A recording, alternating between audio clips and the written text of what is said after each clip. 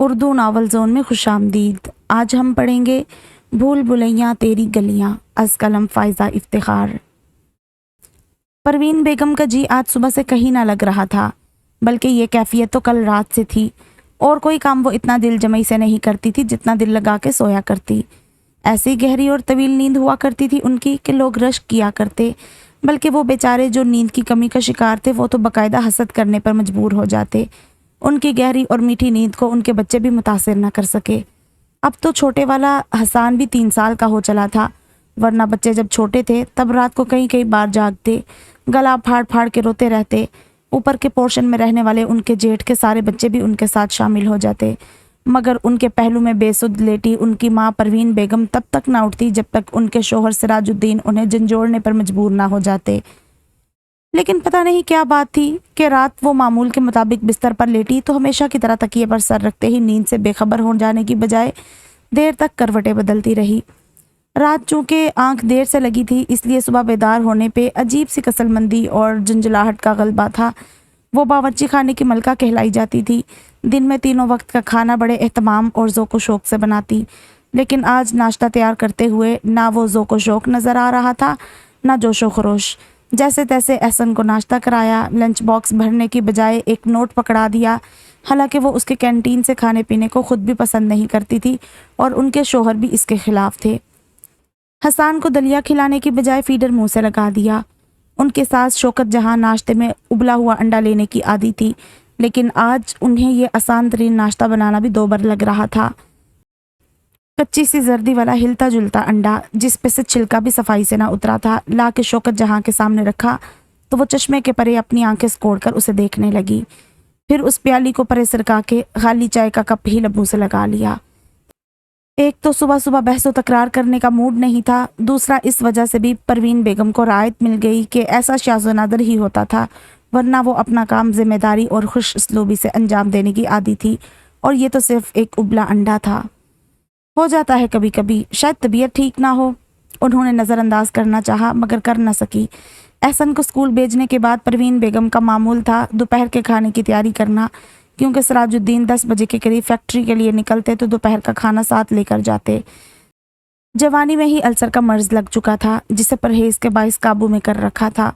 پروین بیگم بڑی احتیاط اور اہتمام کے ساتھ ان کے لیے کم تیل میں ٹھنڈی تاثیر کی سبزیاں اور مرغی کا گوشت کم نمک مرچ کے ساتھ پکایا کرتی، کیونکہ گائے یا بکرے کا گوشت بھی انہیں منع تھا اور گرم مسالہ جات بھی۔ لیکن شوکت جہاں نے بڑے اچنبے کے ساتھ دیکھا، وہ ڈھیلے ڈھالے انداز میں برآمدے میں رکھی ڈائننگ ٹیبل کی چیئر پر بیٹھی، وہ کسی الجھن کا شکار نظر آ رہی تھی۔ فجر کی نماز کے بعد وہ لمبے وظائف پڑھنے اور دیر تک تلاوت کرنے کی عادی تھی، اس لیے بہو سے اس کی الجھن بعد میں دریافت کرنے کا سوچتے ہوئے دوبارہ عبادت میں مگن ہو گئی۔ کھانا کیوں نہیں تیار ہوا؟ سراج الدین کی تیز آواز پہ وہ چونکی اور گھڑی کی جانب نظر اٹھا کر دیکھا، 9:45 بج رہے تھے۔ ایک دن بازار کا کھا لیں گے تو کیا فرق پڑ جائے گا؟ یہ دوسری جنجلائی ہوئی آواز ان کی بہو پروین کی تھی۔ شوکت جہاں تخت سے اتری اور اپنے سلیپر پہنتے ہوئے باہر نکلی۔ فرق تو پڑے گا، ہاں، مگر تمہاری صحت پہ نہیں، اس لیے تمہیں کوئی پرواہ نہیں ہے۔ ان کا چھوٹا بیٹا سراج الدین جو بچپن سے غصے کا تیز اور تنگ مزاج تھا بیوی پر برس رہا تھا۔ کیوں شور مچا رکھا ہے صبح صبح؟ انہوں نے ناگواری سے ٹوکا۔ اماں دیکھیں، اس نے آج پھر کھانا وقت پہ تیار نہیں کیا۔ پھر سے کیا مطلب ہے آپ کا؟ پروین بیگم کے آگ ہی تو لگ گئی اس الزام پہ۔ بات تو یوں کر رہے ہیں جیسے یہ میرا روز کا معمول ہو، کبھی مہینوں بعد ایسا اتفاق ہوتا ہوگا، وہ بھی کسی نہ کسی وجہ سے، اور آج تو عرصے بعد ایسا ہوا ہے، ورنہ سردی ہو یا گرمی، طبیعت خراب ہو یا ٹھیک، میں نے کبھی اس معمول میں سستی نہیں دکھائی۔ دکھانا بھی نہیں چاہیے، سارا دن گدھوں کی طرح کام کرتا ہوں، کیا یہ میرا حق نہیں کہ مجھے کھانا تو میری مرضی کا ملنا چاہیے؟ اور یہ بھی کوئی میرا نخرہ نہیں بلکہ مجبوری ہے، بازار کا کھانا کھا کر میری طبیعت بگڑ جاتی ہے۔ جانتی ہے وہ، اسی لیے خاص پرہیزی کھانا تمہارے لیے الگ بنتا ہے۔ شوکت جہاں نے پھر مداخلت کی۔ کوئی احسان نہیں کرتی، فرض ہے اس کا، میں بھی اس بیماری کے ساتھ سارا دن محنت مشقت کرتا ہوں۔ کس کے لیے؟ بیوی اور بچوں کے لیے ہی نا۔ تم بھی کوئی احسان نہیں کرتے، یہ فرض ہے تمہارا۔ اماں ایک تو آپ، سراج الدین ضد ہو گئے، میں اپنی بیوی سے بات کر رہا ہوں، آپ آرام کیجیے جا کر۔ اس بار وہ بڑے مہذب لہجے میں بدتمیزی کرتے ہوئے بولے، شوکت جہاں کو غصہ آ گیا۔ پہلی بات تو یہ کہ تم اپنی بیوی سے بات نہیں کر رہے تھے بلکہ اس پہ چلا رہے تھے۔ دوسری بات یہ کہ یہ بیوی تم کہیں سے بھگا کے یا اٹھا کے نہیں لائے تھے، میں بیاہ کے لائی تھی اسے تمہارے لیے۔ یہ میری ذمہ داری ہے کہ کہیں اسے غلط دیکھوں گی تو ٹوکوں گی بھی، اور کہیں اس کے ساتھ غلط ہوتا دیکھوں گی تو روکوں گی بھی۔ اور تیسری بات یہ کہ تم کون ہوتے ہو مجھے آرام کا مشورہ دینے والے؟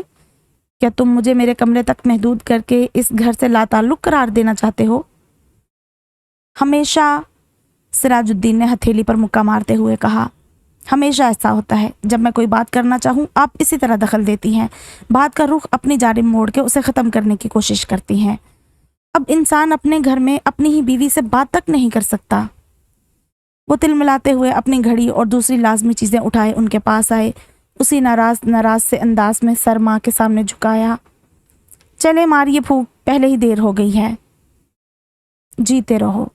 شوکت جہاں جو گھڑی کلائی سے باندھنے، پرس جیب میں ڈالنے اور چشمہ آنکھوں پر لگانے کے دوران ہی آیات قرآنی کا ورد زیر لب کرنے لگی تھی، اپنی مسکراہٹ دبا کے بیٹے کے سر پر ہاتھ پھیرتے ہوئے پھونک مارنے لگی۔ ہاں اب بتاؤ کیا بات ہے؟ بیٹے کے جانے کے بعد وہ پروین بیگم سے مخاطب ہوئی۔ کچھ نہیں اماں جی، کچھ بھی نہیں۔ ان کے لہجے میں وہی کسل مندی جھلک رہی تھی جو صبح سے ان کی ہر حرکت سے واضح تھی۔ جب تم جانتی ہو کہ بازاری کھانے اسے موافق نہیں تو کیوں غفلت برتتی ہو؟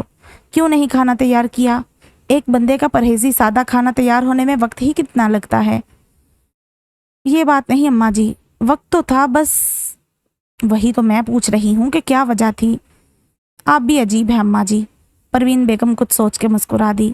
میاں صاحب مجھ سے سوال جواب کرے تو آپ ڈھال بن جاتی ہیں، لیکن بعد میں خود آڑے ہاتھوں لینا نہیں بھولتی۔ واضح طور پہ انہوں نے اپنی ساس کا سوال ٹالتے ہوئے بات بدلنے کی کوشش کی تھی۔ تم سے باز پرس کرنا میرا حق ہے، اپنے ہاتھوں بیاہ کر لائی ہوں۔ ہاں مگر مردوں کا اپنی بیویوں پہ اونچی آواز میں چلانا بھی مجھے پسند نہیں۔ ٹھیک ہے، کبھی کوئی شکایت بھی ہوتی ہے، غصہ بھی آ جاتا ہے، لیکن ایسے معاملات اپنے کمرے کے بند دروازے کے پیچھے نپٹا لینا ہی عقل مند میاں بیوی کا شیوا ہے۔ یوں اونچی آوازوں کے ساتھ گھر بھر میں اپنے جھگڑے کا چرچا کرنا جہالت کی نشانی ہے، اور میں اس کی نوبت نہیں آنے دینا چاہتی۔ اور پھر یہ بھی ہے پروین بیگم کہ سراج تو غصے کا تیز ہے ہی، تم میں بھی برداشت بس ایک حد تک ہی ہے۔ قسم کھا کے بتاؤ، اگر میں یوں درمیان میں آ کے بات ختم نہ کرایا کروں تو تم اور کتنی دیر چپ رہ سکتی ہو؟ ہاں یہ تو ہے، وہ کھسیانی سی ہنسی کے ساتھ تائیدی انداز میں سر ہلانے لگی۔ عورت کی زبان کھل جائے تو مرد کا ہاتھ اٹھ جاتا ہے، تمہاری زبان نہ کھل جائے اس لیے مجھے تمہاری حمایت میں اپنی زبان کھولنا پڑتی ہے۔ تمہارے اندر جو لاوا پک رہا ہوتا ہے وہ میری ہمدردی پا کے خود بخود دھیما ہو جاتا ہے۔ ہاں مگر میں بری بن جاتی ہوں بیٹے کی نظروں میں۔ اس کا مطلب ہے اماں جی کہ آپ صرف بات ختم کرنے کی نیت سے میری طرفداری کرتی ہیں، سچ میں میری ہمدرد نہیں ہیں آپ؟ پروین بیگم نے گلا کیا۔ شوکت جہاں مسکرا دی۔ میں اس بات سے انکار نہیں کروں گی کہ ایسا میں صرف بات ختم کرنے کی نیت سے ہی کرتی ہوں۔ سراج جیسا بھی ہے ماں کا اتنا لحاظ تو کرتا ہے، میری مداخلت بری لگے تب بھی غصے میں آ کر ادھر ادھر ہو جاتا ہے، میرے منہ نہیں لگتا۔ لیکن اگر بات ختم کرنے کے لیے میں تمہارے بجائے اس کی طرفداری کروں گی تو یہ بات اتنی آگے نکلے گی کہ سنبھالے نہیں سنبھلے گی، پھر یہ میاں بیوی کے عام سے جھگڑے سے بڑھ کر ساس بہو کی روایتی چپکلش میں بدل جائے گی۔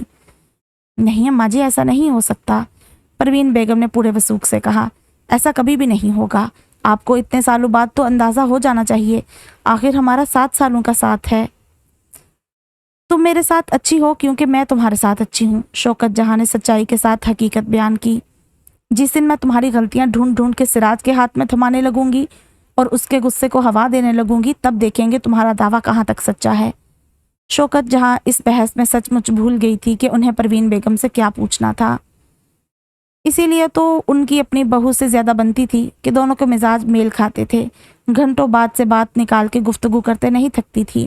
یہی وجہ تھی کہ انہوں نے 5 سال پہلے دونوں بیٹوں کی گھرداری الگ کرنے کے بعد اپنی اس بہو کے ساتھ رہنا پسند کیا تھا، ورنہ بڑی والی بھی بری نہ تھی، بلکہ کئی لحاظ سے پروین سے بہتر ہی تھی، زیادہ تعلیم یافتہ، زیادہ بہتر فیملی بیک گراؤنڈ رکھنے والی، عزت تو وہ بھی اس کی بے حد کرتی تھی، لیکن شوکت جہاں کو اس کا لیے دیے رہنے والا مزاج اور خصوصاً اس کی کم گوئی نہیں بھاتی تھی۔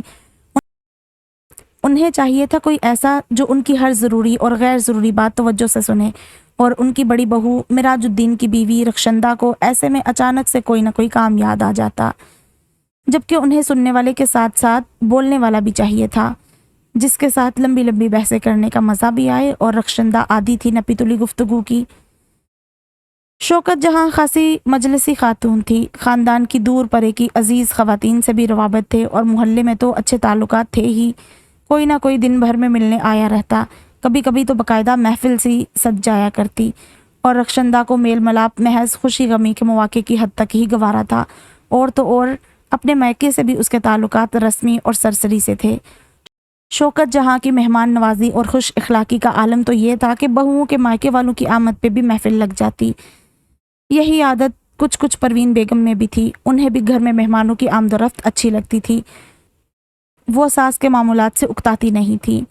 اور ایک وجہ اور بھی تھی، اور وہ وجہ تھی وسیع، ان کا 3.5 سال کا نواسا وسیع۔ حالانکہ 5 سال پہلے جب انہوں نے بڑے کے بجائے چھوٹے والے بیٹے کے ساتھ رہنے کا فیصلہ کیا تھا، تب اس وجہ کا نام و نشان بھی نہ تھا۔ اپنی اکلوتی بیٹی زہرا کی شادی کرنے کے فوراً بعد ہی انہوں نے دونوں بیٹوں کے پورشنز الگ کرنے کا فیصلہ کیا تھا۔ شادی کے 2 سال بعد زہرا ایک حادثے میں 6 ماہ کے وسیع کو چھوڑ کر دار فانی سے کوچ کر گئی تھی۔ اس کے جانے کی نہ تو عمر تھی نہ وقت، کتنا ہی عرصہ شوکت جہاں کو سنبھلنے میں لگا۔ ننھا وسیع کبھی ددیال تو کبھی ننیال میں وقت گزارتا۔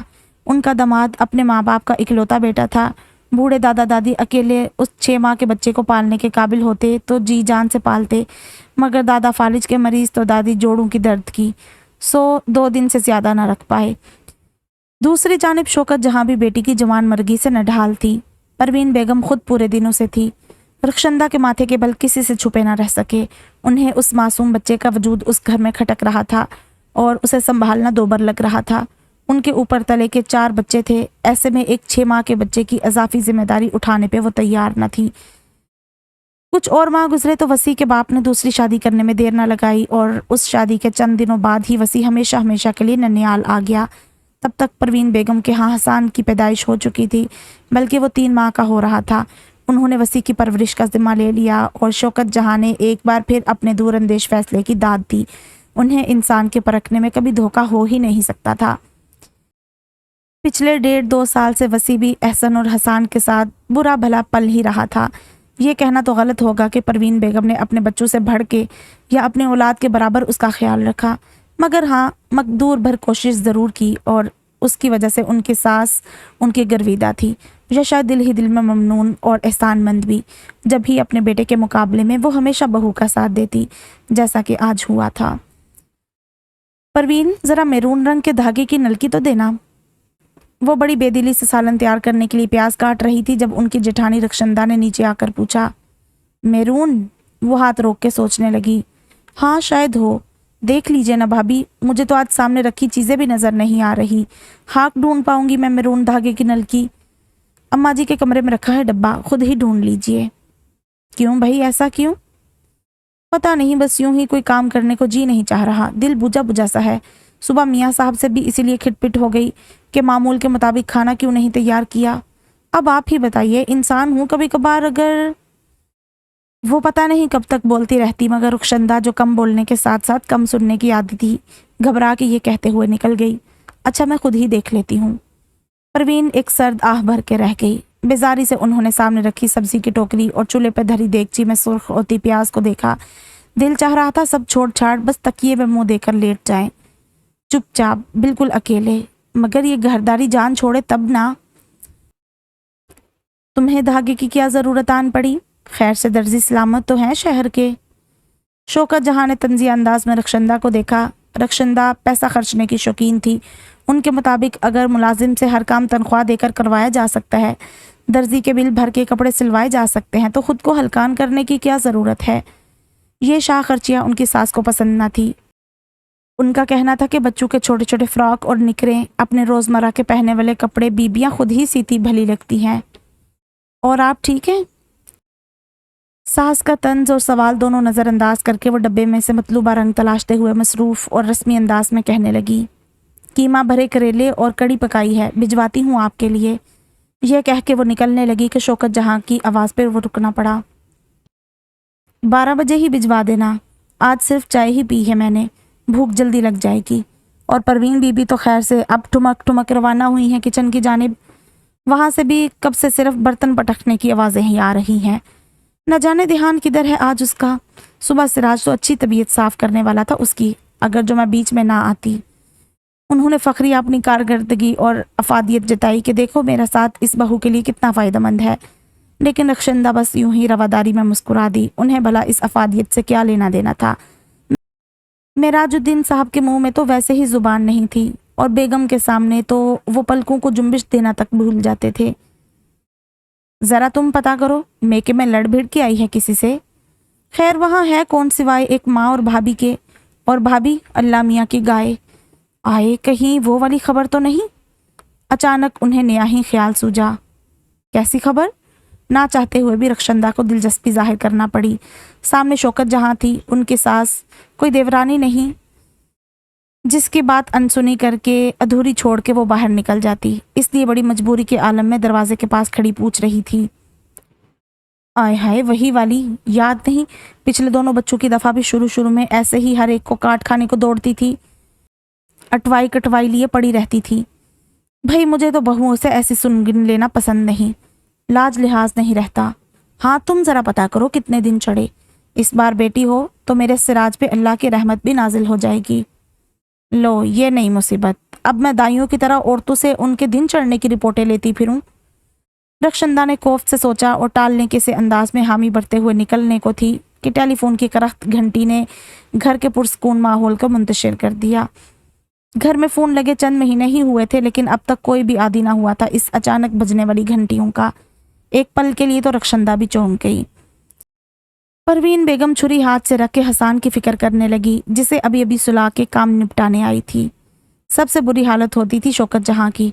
उनको तो टेलीफोन की घंटी की आवाज़ जहर लगा करती। अब भी एक हाथ सीने पर रखे दूसरा कान पे जमाए तोबा तोबा कर रही थी। तीसरी बेल पे परवीन ने बरामदे में रखे स्याह टेलीफोन सेट का रिसीवर उठा लिया, लेकिन उनके हवास अब तक काबू में न आए थे। एक गिलास पानी तो पिलाना। रक्षंदा ने कूलर से ठंडे पानी का गिलास भर के उन्हें पेश किया। तो वाह क्या सूरे इसराफील कानों में फूंकने को ला रखा है सिराज ने। जब बजता है दिल दहल जाता है, होल उठते हैं मुझे कि न जाने क्या खबर आई है। ऐसी मनहूस घंटी है इसकी जैसे खतरे का सायरन। अम्मा जी, अम्मा जी। परवीन बेगम मतवहिश अंदाज में भागती आई। इलाही खैर। वो मज़ीद घबरा गई। सुबह से मेरा दिल यूं ही नहीं घबरा रहा था। मैं ना कहती थी कि कोई बात है, ज़रूर कुछ होने वाला है। वो रोती धोती शौकत जहाँ के बिस्तर पर धम से बैठ गई। रक्षंदा ने पानी का गिलास तपाई से उठा के अब परवीन के हाथ में थमा दिया। कुछ बोल भी, क्या हुआ? शौकत जहाँ की आवाज़ लरस रही थी। या अल्लाह मेरे सिराज मिराज की खैर रखना। मेरी अम्मा का फ़ोन था। परवीन ने दुपट्टे का गोला सा बना के मुंह पर रखते हुए अपनी हिचकियाँ रोकी। साजदा को अस्पताल ले गए हैं, उसकी हालत बहुत ख़राब। हिचकियाँ एक बार फिर शुरू हो गई। साजदा तुम्हारी भाभी? परवीन ने असबात में सर हिलाया। साजदा बेशक उनके बड़े भाई नवीद मुराद की बीवी थी, मगर उनसे उम्र में कम थी, इसलिए वो भाभी कहने की बजाय नाम लेकर ही पुकारती। उसके अस्पताल जाने में अभी खासा वक्त था, रक्षंदा ने कहा। तुमने तो अक्टूबर का दूसरा हफ्ता बताया था ना, और अभी तो हाँ पूरे 5 हफ्ते बाकी हैं, तो क्या वक्त से पहले ही? वो सीढ़ियों से गिर गई है। हाय। शौकत जहाँ ने दहलकर सीने पर हाथ रखा। धान पान नाजुक सी हंसमुख साजदा की सूरत आंखों में फिर गई, जिसे नवीद मुराद की दुल्हन बने अभी साल भर ही हुआ था। रक्षंदा भी मुतफक्कर हो गई। मुझे अभी वहाँ जाना है अम्मा जी। हाँ क्यों नहीं, मैं भी साथ चलती हूँ। बल्कि रक्षंदा तुम भी मिराज और सिराज को फ़ोन करके बता दो और हमारे साथ ही चलो। फ़ोन मैं कर देती हूँ अम्मा जी, और साथ भी ज़रूर चलती, लेकिन बच्चे स्कूल में हैं, घर बंद करके कैसे चल पड़े? हाँ एहसन भी स्कूल में है। आप अम्मा जी के साथ अभी चलिए, हसान को सोया रहने दे, ऊपर बच्चियां भी खेल रही हैं। रज़ा और एहसन स्कूल से आ जाएं तो मैं बच्चों को खाना खिला के निकल आऊँगी। सभी बच्चे घर पर रहेंगे, साथ वालों की आया जी को बिठा जाऊँगी। वसी को भी ऊपर ही ले जाओ, सेहन में बैठा होगा तोते के पिंजरे के पास। शौकत जहाँ के इस नए ऑर्डर पर वो बगैर किसी तासुर के सर हिला के रह गई। इस रद्द-ए-अमल से शौकत जहाँ की खास तसल्ली न हुई।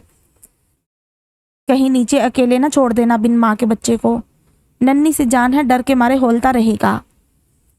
हाँ जाहिर है वो बड़बड़ाई। रूखा फीका मिजाज होना एक तरफ, ऐसी बेदर्द या कठोर तो हरगिज ना थी, ना ही उस मासूम बच्चे से कोई दुश्मनी थी जो मौका पाते ही निकालती। ठेकेदार नवीद मुराद फटी फटी आंखों से पक्के फर्श पर खून में लथपथ पड़ी साजदा को देख रहा था। मार्बल का फर्श उसने चंद माह पहले ही बड़े शौक से बनवाया था। सफ़ेद झाग सा सेहन और बरामदा, चमकती हुई सीढ़ियाँ कितनी अच्छी लगती, और आज उसी खुशनुमा फर्श पे गाढ़ा गाढ़ा सुर्ख खून झरझर बह रहा था। कोई उठाओ इसे, नवीद, परवीन कोई है? अरे मैं मर गई। ये परवीन बेगम और नवीद मुराद की माँ थी, जो सीना पीटते हुए वावेला कर रही थी। ए नवीद, खड़ा क्या तक रहा है? उठा इस बदनसीब को, मर जाएगी, अस्पताल लेकर जा। अरे रसूलन, नी सुरैया। वो हमसाइयों के नाम पुकारते हुए नंगे पैर बाहर की जानिब भागी। नवीद मुराद जैसे सख्ते के आलम में खड़ा नीचे गिरे बेहोश वजूद को देख रहा था। साजदा, जिसे उसकी ज़िंदगी में शामिल हुए अभी कुछ ही अरसा हुआ था, ये यूं कहिए कि ज़िंदगी को ज़िंदगी की तरह महसूस करना उसने अभी अभी सीखा था। आंख खोलते ही उसने खुद को यतीमी के दौर में और माँ को बेवकी की चादर ओढ़े देखा। होश संभालते ही खुद को जिम्मेदारियों में जकड़ा पाया। सारा लड़कपन फ़राइज़ और जिम्मेदारियों के बोझ तले गुजरा, और नौजवानी के इब्तदाई कई साल भी, कड़ी मेहनत और मशक्क़त के वो साल जिनमें खुद उसके अपने लिए एक पल न था। वो सारे साल उसने अपने कदम जमाने, अपनी बेवा माँ के सर पे छत कायम करने और छोटी बहन के लिए जहेज़ इकट्ठा करने में गुजार दिए। उसकी इस जदोजहद का कुछ इनाम तो मिला ही था। परवीन बेगम का रिश्ता अच्छे घराने में हो गया। बहुत इज्जत के साथ, बहुत दे दिलाकर उसने अपनी बहन को रुखसत किया था। ज़ाती मकान, ठेकेदारी का मुनाफा बख्श काम, सब कुछ हासिल हो गया। तब उसने अपने बारे में सोचा। माँ और बहन न जाने कहाँ से छांट के ये हीरा लाई थी उसके लिए। उसने पहली बार साजदा को देखा था तो मबहूत रह गया था।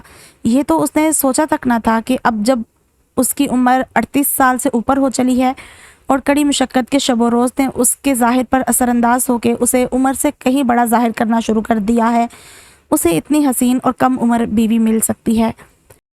लेकिन ये परवीन बेगम का कारनामा था। एक गरीब से घराने की 19-20 साला खूबसूरत और असली का शुआर लड़की वो अपने भाई के लिए ढूंढ कर लाई थी।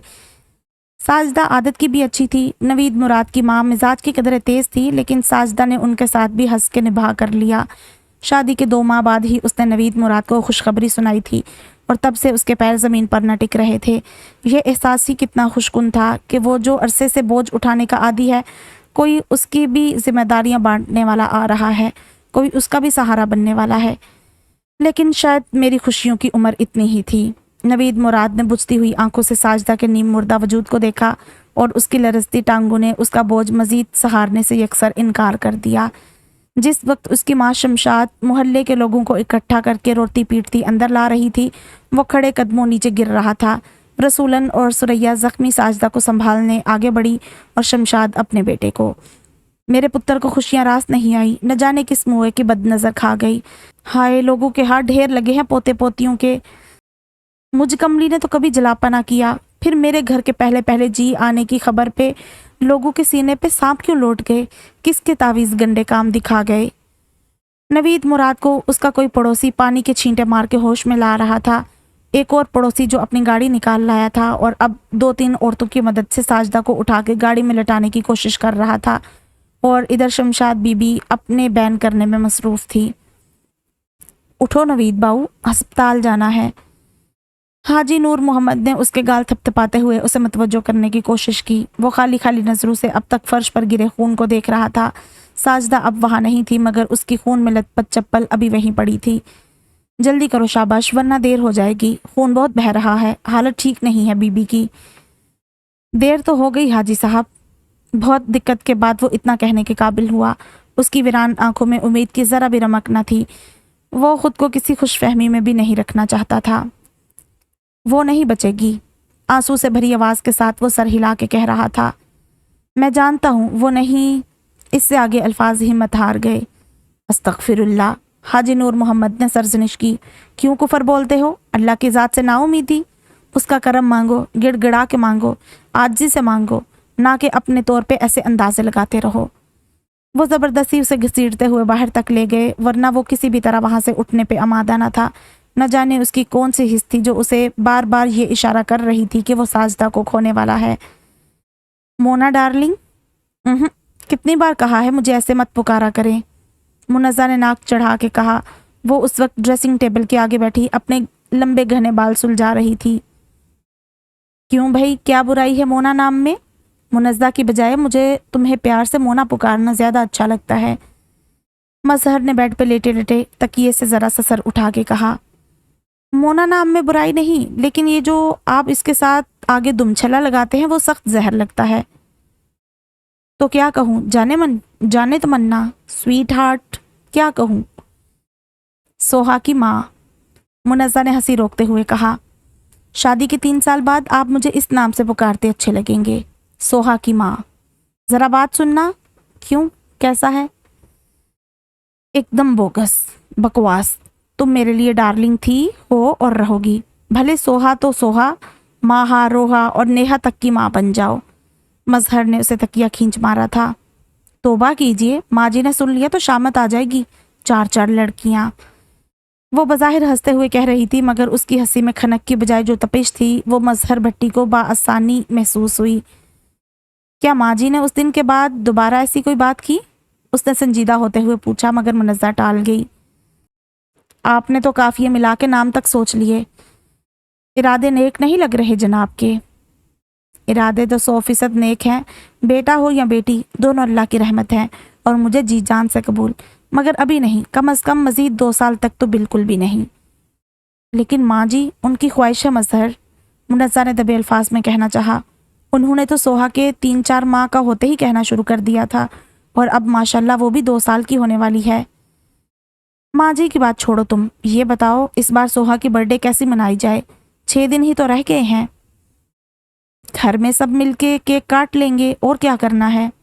اس نے رخ پھیرتے ہوئے دوبارہ آئینے کے سامنے توجہ کی اور بال آگے کی جانب لا کے ڈھیلی سی چوٹی کرنے لگی۔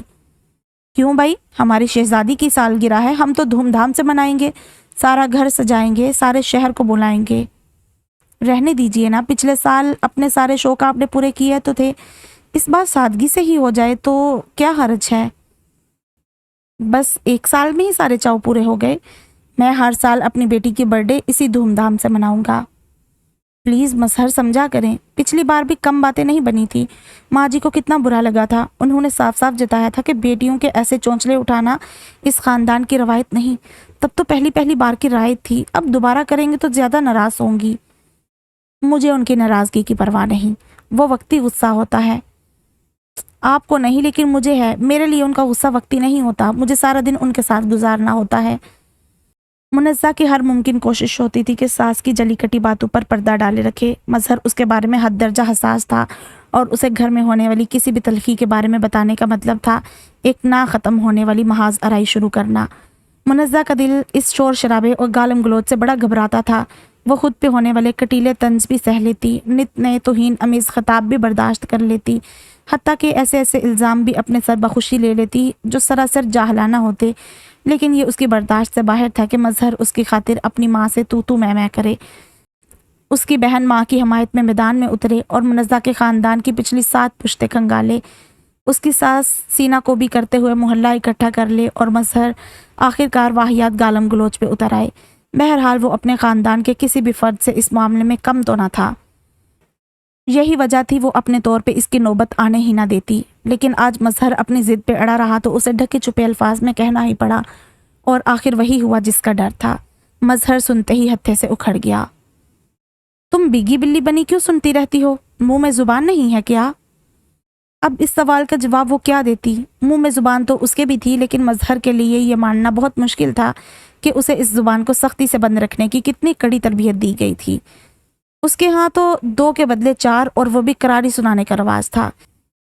اس ریت کو نبھاتے ہوئے یہ تخصیص روا نہ رکھی جاتی کہ سامنے کوئی بڑا ہے یہ چھوٹا، بس دل کی بھڑاس نکالنا ضروری ہے۔ 3 سال ہو گئے تھے اسے اس گھر میں نباہ کرتے ہوئے، لیکن اب تک وہ خود کو یہاں کے طور طریقوں میں ڈھال نہ سکی تھی۔ جنگل کا قانون چلتا تھا یہاں، جس کا جو جی چاہتا کرتا، ہے مجال کسی کی جو روک سکے، اور جو کوئی روک ٹوک کرنے کی جرت کرتا تو منہ کی کھاتا۔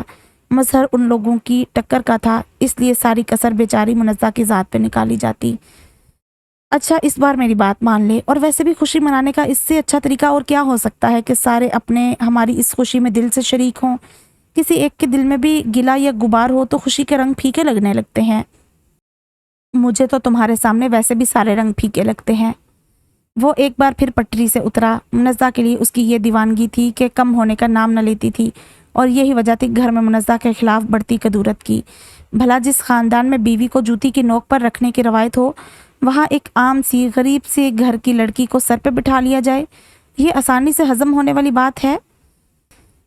अब छोड़ दो आईने का पीछा, मेरी आंखों में देखो ना खुद को, संवरने का मज़ा भी आएगा। उसे काजल लगाते देख उसने कहा, आपकी आंखों में देखने बैठ गई तो गई काम से। वो हंसते हुए उठ खड़ी हुई।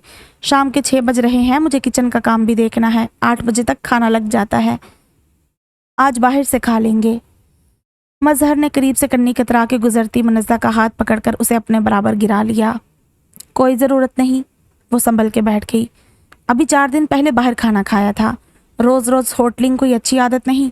वैसे भी रात का खाना बनाना मेरी ड्यूटी है। अगर मुझे बाहर जाना भी हुआ तो ये ड्यूटी अदा करके जाऊंगी। बाकी घर वालों को तो खाना खाना है ना। तुम्हें सबकी परवाह है सिवाय मेरे। मजहर ने रूठे हुए अंदाज में अपना सर उसके शाने से टिका दिया। आपकी परवाह है, बिल्कुल है, इसीलिए बाकी सबकी परवाह भी करना पड़ती है। अब अच्छे बच्चों की तरह बिस्तर का पीछा छोड़े, नहाकर वो शलवार सूट पहन ले जो बाथरूम में मैंने लटका रखा है। ऑफिस से आते ही लेट जाते हैं, गंदे। क्या करूं, वहां पता नहीं कैसे 7 घंटे गुजारता हूं तुम्हारे और सोहा के बगैर। घर आके और कुछ करने को जी ही नहीं चाहता सिवाय तुमसे बातें करने के। और तुम हो कि तुम्हें मेरी शक्ल देखते ही सारे काम याद आते हैं। कितनी बार कहा है तुम दिन को खाना बना लिया करो, रात का माँ जी या शमीम बना लिया करेगी। अच्छा, सोचूंगी। उसने ऐसे कहा जैसे ये ड्यूटी बदलना उसके इख्तियार में हो। नुसरत और शमीम ने टाइमिंग खूब सोच समझ के सेट की थी, फिर वो उसे बदलने पे क्यों उमादा होती। एक तो इस तरह उनके लाडले मजहर को बीवी के चरणों में बैठने का मौका कम से कम मिलता था। दूसरा, उनके भी काम की बचत थी। ज़्यादा काम होता ही रात को था। मजहर, उसका भाई असगर और उसके अब्बा सब रात के खाने पे इकट्ठे होते। लामोहल्ला खाना ज़्यादा मिकदार में भी पकता और एहतमाम के साथ भी। दिन को तीनों मर्द घर में नहीं होते थे। शमीम रात का कोई ना कोई बचा हुआ सालन गर्म कर लेती, कम होता तो चटनी या रायता साथ बन जाता। बाज़ार से 4-5 रोटियां आ जाती, लेकिन ये सब बातें वो मजहर को नहीं बता सकती थी। अगर उसके थोड़े बहुत काम से घर में सुकून कायम था तो यही बहुत था। मजहर तो लड़ झगड़ के भूल जाता, अगले दिन मामूल के मुताबिक ऑफिस चला जाता। पीछे रह जाती थी वो और उसकी 2 साला मासूम बच्ची सोहा, जिन पे शमीम और नुसरत एताब की तरह सारा दिन बरसती रहती। ऐ क्या सोचने लगी हो? मजहर ने चुटकी बजा के उसे अपनी जाने में तवज्जो किया। यही कि आप मेरा किस कदर वक्त ज़ाया करते हैं। अब तक मैं गोश्त चढ़ा के चावल तक भुगो चुकी होती, बस बातों में लगा लेते हैं। बातों में ना लगाया होता तो यहाँ तक लाता कैसे? उसने शरारत से आंख दबाई। मुनज़्ज़ा झींप गई। खुशकिस्मती थी आपकी जो मैं आपकी बातों में आ गई। मैंने कब इससे इनकार किया है? वह मखमूर निगाहों से उसे तक रहा था। मुनज़्ज़ा को अपना आप सख्त बेबस महसूस हुआ। अब उसका भी उठने को जीना चाह रहा था, मगर 1 मिनट भी मज़ीद गुजरता तो बाहर से माँ जी के बड़बड़ाने की आवाज़ अंदर तक आ जानी थी। नहाने के बाद कुछ देर सोहा को बाहर घुमा लाएं, करीब के पार्क में ही ले जाएं, स्लाइड ले लेगी। आज मौसम खासा खुशगवार है। उसने मजहर को मसरूफ़ करना चाहा। मुझे कैसे पता चलेगा कि मौसम खुशगवार है? तुम भी साथ चलो ना, फिर शायद। उफ, इस बार वो सचमुच ज़िद हो गई। मैं कैसे जा सकती हूँ? अच्छा, खाने के बाद इकट्ठे वॉक के लिए निकलेंगे। अभी तो सोहा को ले जाइए। वो जल्दी से कहती बाहर निकलने लगी, मबादा वो फिर हाथ न थाम ले। बाल तो खोलो यार, गीले गीले ही बांध लिए हैं। तुम्हें पता है ना कितने पसंद है मुझे तुम्हारे खुले हुए बाल। उसने पीछे से एक और फरमाइश दागी। माँ जी से सख्त झाड़ पड़ेगी अगर मैं किचन में खुले बाल लिए घुस गई तो। एक तो माँ जी तुम्हारे हवासों पे बुरी तरह सवार हैं, उसने बुन्ना कर कहा। और सोए इत्तफाक उस वक्त तक मुनज़्ज़ा कमरे का दरवाज़ा खोल चुकी थी और सामने नुसरत बीबी शायद दस्तक देकर बुलाने की नीयत से ही हाथ बुलंद किए खड़ी थी। ये नहीं करना, माँ जी नाराज़ होंगी। वो नहीं करना, माँ जी को बुरा लगेगा। अरे यार, तुम मेरी बीवी हो या माँ जी की? वो अपनी माँ की मौजूदगी से बेखबर दिल की भड़ास निकाल रहा था। दफा दूर, तुझे मुबारक ये फपा कुटनी। मैं तेरी जगह होती तो मर के भी ऐसी घुनू की पूरी को बीवी ना बनाती। ये तो तेरी मत मारी गई थी, अदाएं दिखा दिखा के उल्लू बना लिया इस चलत्तर ने। माँ जी, वो मजहर तो मजाक। منزہ نے گھبرا کے کہنا چاہا مگر وہ اسے ایک دھکے کے ساتھ پرے کرتی اندر گھس آئی۔ وہ لڑکھڑا کے دروازے سے جا لگی۔ کیوں؟ کیا مشہور کر رکھا ہے اس کٹنی نے میرے متعلق؟ کون سی سچی جھوٹی شکایتیں لگاتی ہے؟ میرے تو زبان جل جائے جو سارا دن اس پیلے منہ والی سے کلام بھی کیا ہو۔ اچھی طرح پتہ ہے مجھے ان 4 جماعتیں پڑی لڑکیوں کا، مردوں کو انگلیوں پہ نچانا اچھی طرح جانتی ہیں۔ کالج میں جاتی کس لیے ہیں؟ یہی کرتوت سیکھنے اور لڑکے پھنسانے، جیسے میرا بچہ پھنسا لیا۔ ماں چپ ہو جاؤ، جس بات کا پتہ نہیں اس کے بارے میں الٹا سیدھا بول کے کیوں اپنا اور میرا سر کھاتی ہو؟ مظہر بھی آپے سے باہر ہو گیا۔ اسے کچھ کہنے کی ضرورت ہی کیا ہے؟ کیا میری آنکھیں نہیں ہیں؟ سب نظر آتا ہے مجھے کیسے اس کے ساتھ زیادتیاں ہوتی ہیں۔ وہ میری پسند سے اس گھر میں آئی ہے، اس بات کا بدلہ لیتی ہو تم اور شمیم۔ وہی تو فساد کی جڑ ہے، سارا دن لگائی بجائی کر کے تمہارے کان بھرتی رہتی ہے۔ یہ کام تمہاری اس آوارہ بیوی کا ہے، میری شمیم کو کیا پڑی ہے؟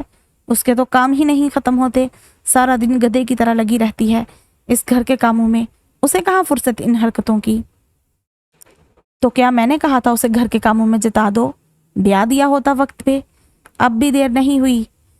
ماما جی کتنے شوق سے مانگ رہے ہیں اپنے منظور کے لیے، ہاں کیوں نہیں کر دیتی ہو؟ کیا کرنا ہے اسے گھر بٹھا کے؟ 32 سال کا تو کر دیا ہے۔ ڈوب مر، کیسے بہن کی عمر گنوا رہا ہے، اور دل نہیں کانپتا منظور کے لیے ہاں کرنے کا کہتے ہوئے؟ وہ حقلہ ہی رہ گیا ہے میری شمیم کے لیے۔ میری لڑکی مجھ پہ بھاری نہیں، ابھی اس کا باپ بھی زندہ ہے اور ماں بھی۔ تیری اس چلاکو بیوی کی طرح یتیم نہیں ہوئی، نہ بھائیوں کے آسرے پہ جا پڑی ہے جو آنکھ مٹکا کر کے اپنا بندوبست کرتی پھرے، جیسے اس بدچلن نے کیا ہے بھائیوں کے چنگل سے نکلنے کے لیے۔ یا اللہ، منزہ نے کانوں پہ ہاتھ رکھ لیے اور ڈوبتے دل کے ساتھ وہیں دیوار کے ساتھ لگ کے بیٹھ گئی۔ مظہر اب دو بدو لڑ رہا تھا۔ یہ سب منزہ کے لیے اب نیا نہیں رہا تھا، 3 سالوں سے دیکھتی آ رہی تھی، لیکن ہر بار اسے نئے سرے سے تکلیف ہوتی تھی، خاص طور پہ مظہر کو یوں جاہل لڑاکا عورتوں کی طرح ماں اور بہن سے مقابلے بازی کرتے دیکھنا اس کی برداشت سے باہر ہوتا تھا۔ جان نچھاور کرنے، بے حد خیال رکھنے والے پڑھے لکھے خوبرو شوہر کا یہ روپ اسے اوپرا اوپرا سا لگتا۔ وہ ناگواری سے اسے دیکھنے لگی، لیکن اس وقت مظہر کو پرواہ ہی کہاں تھی۔ بعد میں نادم ہو کر وہ ہر بار منزہ سے وعدہ کرتا تھا کہ آئندہ بدکلامی نہیں کرے گا، لیکن لڑتے وقت اسے ہوش ہی کہاں رہتا تھا۔ منزہ نے گھڑی کی جانب دیکھا، 7 بجنے والے تھے، اسے بہت سے کام تھے۔ ان لوگوں کی تو عادت تھی لڑنے بھیڑنے کے بعد یوں نارمل ہو جاتے جیسے یہ بھی روزمرہ کے کاموں کا ایک حصہ ہو۔ ظاہر ہے سب کو کھانا وقت پہ چاہیے تھا، اور وہ باہر جانے سے گھبرا رہی تھی۔ وجہ تھی شمیم، جو اسے ہرگز نہ بخشتی۔ اللہ اللہ کر کے نصرت بی بی کی بھڑاس نکلی، وہ اپنے نصیب کو کوستی، منزہ کو بد دعائیں دیتی کمرے سے نکلی۔ منزہ نے ناراض نظروں سے مظہر کو دیکھا، وہ نظریں چراتا باہر نکل گیا۔ میں ذرا سوہا کو گھما کے لاتا ہوں۔ وہ اس خالی کمرے کو تکنے لگی جہاں صرف 1 منٹ پہلے گھمسان کا رن پڑا تھا۔ اس وقت خالی کمرہ کتنا پرسکون لگ رہا تھا، جیسے اس کے در و دیوار سوائے مظہر اور منزہ کی پیار بھری سرگوشیوں اور ننھی سوہا کے کلکاریوں کے اور کسی آواز سے آشنا ہی نہ ہو۔ اس کے جہیز کے بیڈ پہ اس کے ماہر ہاتھوں سے کاڑی صاف ستھری بیڈ شیٹ بچھی تھی، تکیے بے ترتیب تھے، ایک سائڈ ٹیبل پہ لیمپ اور مظہر کا لائٹر اور سگریٹ کی ڈبیاں رکھی تھی، دوسری پہ سوہا کی وہ تصویر جس میں وہ چند ماہ کی تھی۔ سامنے کی دیوار کے ساتھ 2 کرسیاں اور ایک میز رکھی تھی، ان پہ بھی منزہ کے ہاتھ کے بنے کشن اور میٹ سجے تھے۔ بائیں جانب کی دیوار کے ساتھ الماری تھی اور دائیں جانب ڈریسنگ ٹیبل اور سوہا کا کاٹ رکھا تھا۔ ایک کونے میں ٹرالی پہ 14 انچ کا کلر ٹی وی بھی تھا، جسے دیکھنے کے لیے وہ رات کو پہیوں والی ٹرالی کھینچ کے بیڈ کے سامنے لے آتے کہ اتنی چھوٹی سکرین والے ٹی وی پہ دور سے کچھ نظر ہی نہ آتا تھا۔ بیڈ کے اوپر دیوار پہ دونوں کی شادی کی تصویر لگی تھی، دونوں کے چہرے خوشی سے جگمگا رہے تھے، آنکھوں میں کچھ خوابوں کو حقیقت کا روپ دینے کی فتح مندی اور سرشاری تھی، اور کچھ نئے خوابوں کے رنگ بھی جلملا رہے تھے۔ دونوں کی پسند کی شادی تھی، لو میرج جو ہو تو گئی تھی مگر اتنی آسانی کے ساتھ بھی نہیں۔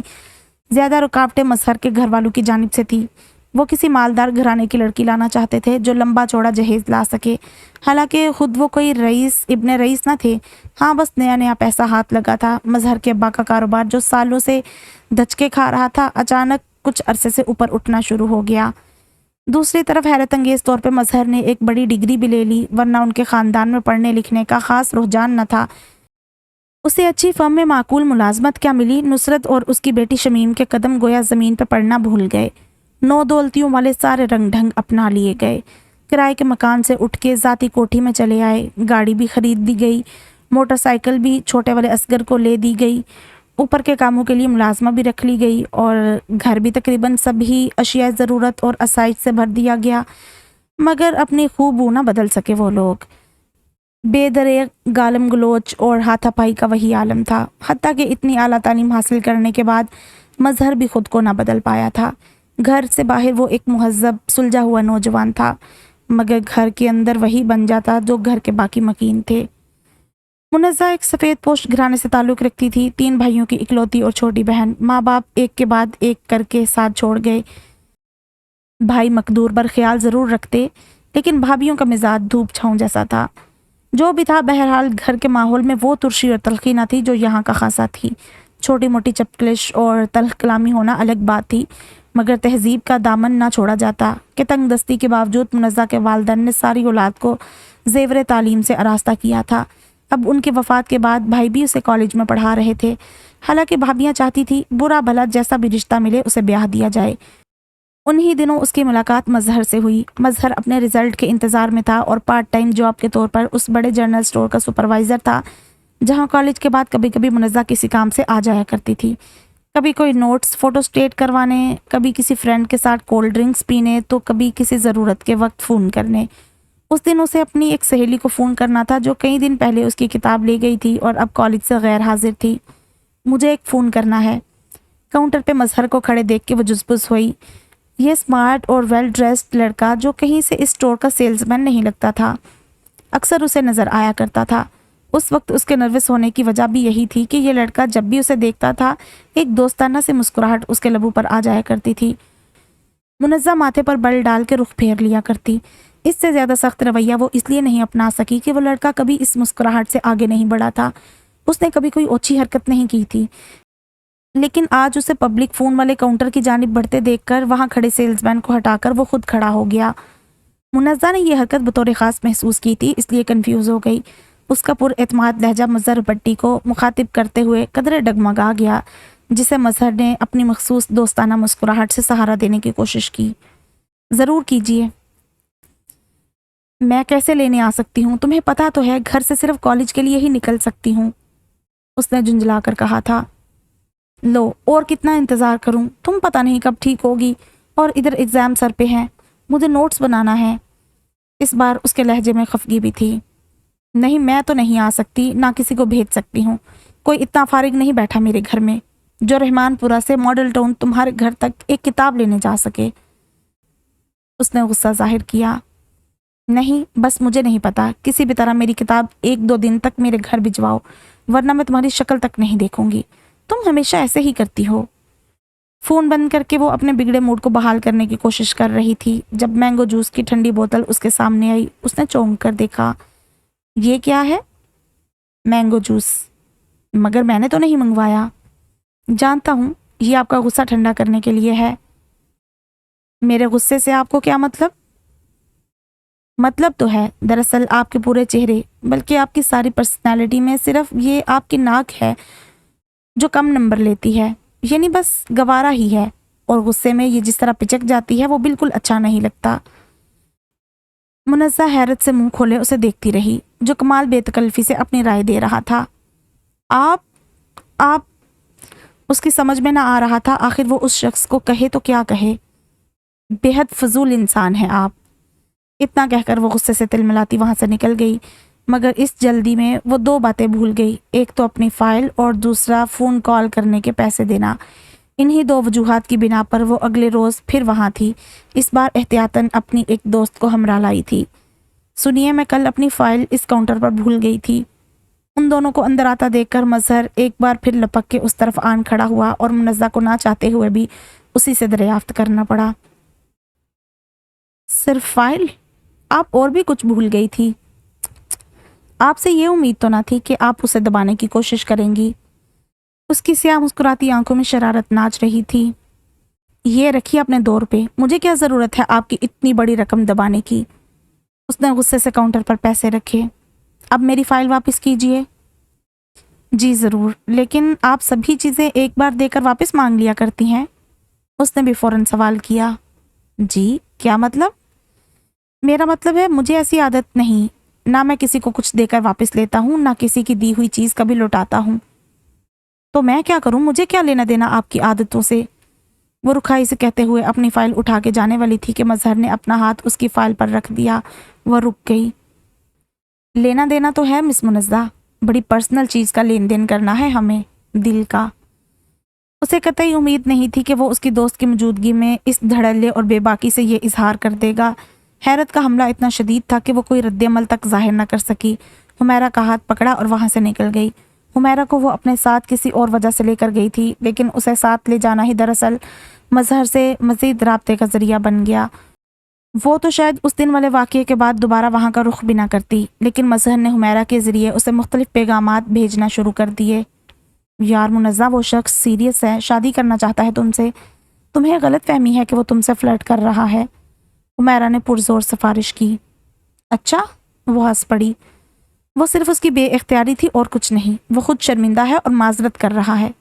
تم اس سے ایک بار ملو تو صحیح، وہ ایسا ہرگز نہیں ہے، بہت ڈیسنٹ اور سلجھا ہوا ہے۔ ہاں، سلجھا ہوا؟ منزہ نے نخوت سے سر جھٹکا۔ ایجوکیٹڈ بھی ہے، یہاں صرف ٹائم پاس کے لیے مینجمنٹ کر رہا ہے۔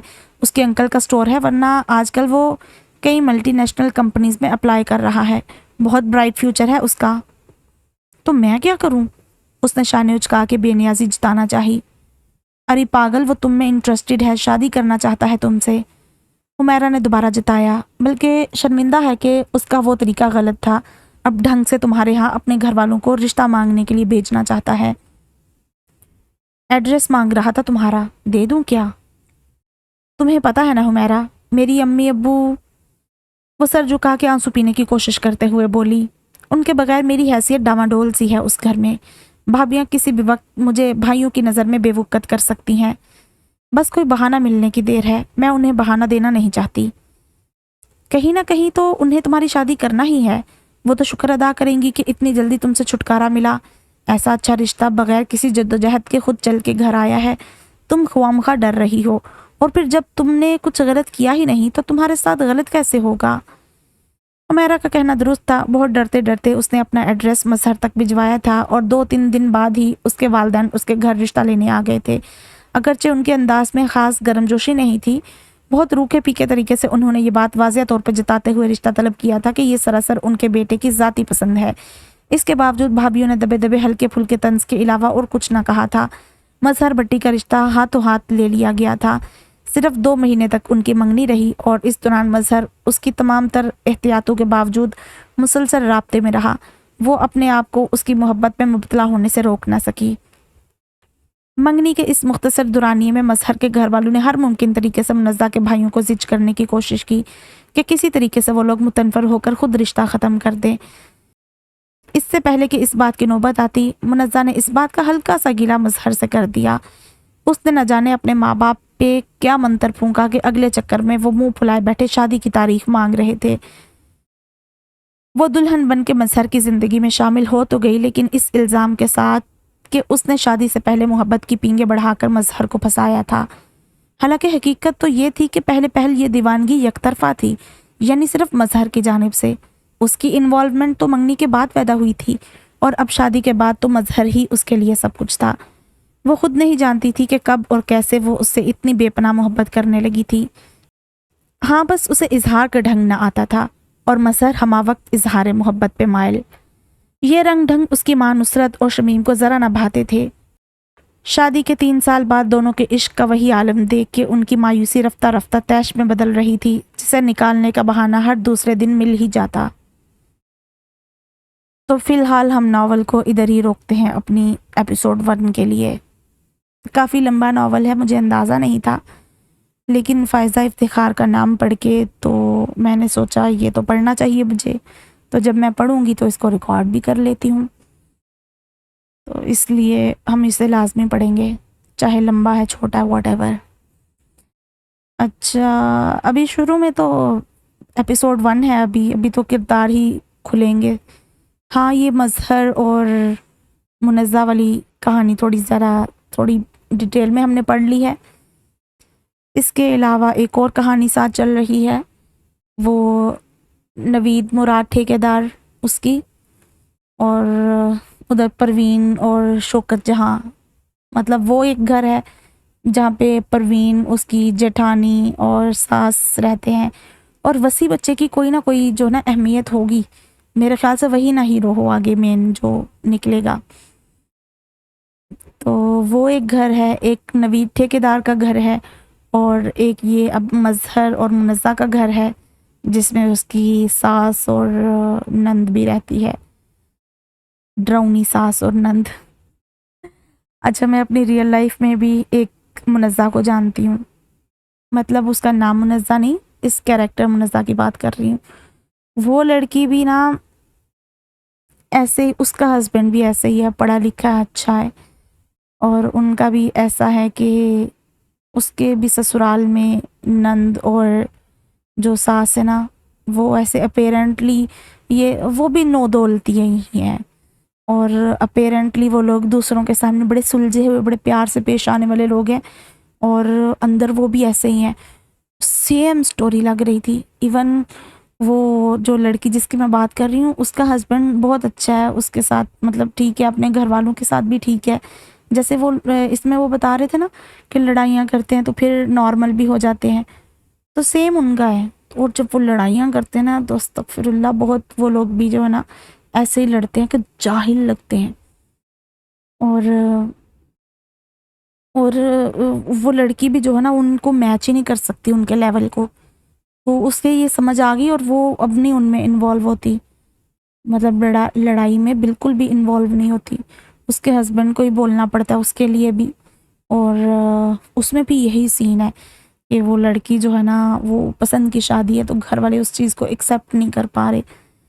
یار یہ تو سیم وہی چیز ہے، کیونکہ وہ لڑکا نا کماؤ پوت سمجھا جاتا تھا جب ان کی شادی ہوئی نا لڑکی کی، تو تب وہ لڑکا اچھا ویل سیٹلڈ تھا، تو اس کی شادی ہوگی، لو میرج تھی ان کی بھی، تو یار یہ سیم سٹوری ہے۔ اچھا چلو ٹھیک ہے، تو دیکھتے ہیں آگے ان کا اینڈ کیا ہوتا ہے۔ تو آپ لوگ مجھے لازمی بتائیے گا کہ کیسا لگا آپ کو یہ ناول، ٹھیک ہے؟ پھر جلد ہی ملیں گے ایپیسوڈ 2 کے ساتھ، تب تک آپ اپنا بہت سارا خیال رکھیں، اللہ حافظ۔